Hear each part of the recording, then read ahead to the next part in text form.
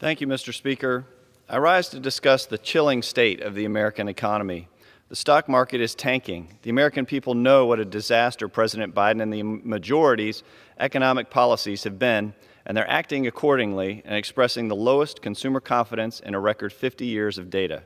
Pumping trillions in spending through this body, including the so-called American Rescue Plan, has in large part caused a 40-year high in inflation, as the CPI rose to 8.6% in May.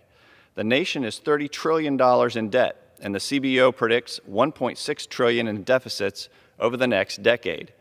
The Federal Reserve will be forced to continue to raise interest rates, further exacerbating the beleaguered economy. Gas prices are at $5 a gallon due to the President's assault on American oil drilling and fracking and domestic energy exploration, and the Green New Deal priorities of the majority and this administration are exacerbating the energy crisis. As the Wall Street Journal recently asked, has anyone other than unsuccessful green energy subsidy firms benefited from the Biden economy? What's more, the President's $5.8 trillion tax and spend budget is fiscally irresponsible. Biden's budget cuts $428 million in Customs and Border Protection's budget in the midst of a border crisis.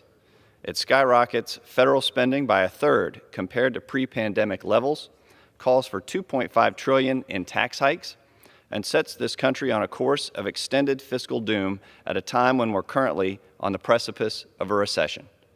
The American economy cannot sustain a federal government that is vacuuming tax dollars out of the pockets of the private sector at a record pace. And still today, the majority will not even propose a budget, much less one that achieves balance, and instead funds the government and inflates the currency through massive omnibus bills and continuing resolutions. We need to return to regular order in this House and return to fiscal sanity to rescue this economy from a recession that looms large in what is likely to be a long, hot summer for millions of American families. I yield back. The gentleman yields back. The chair recognizes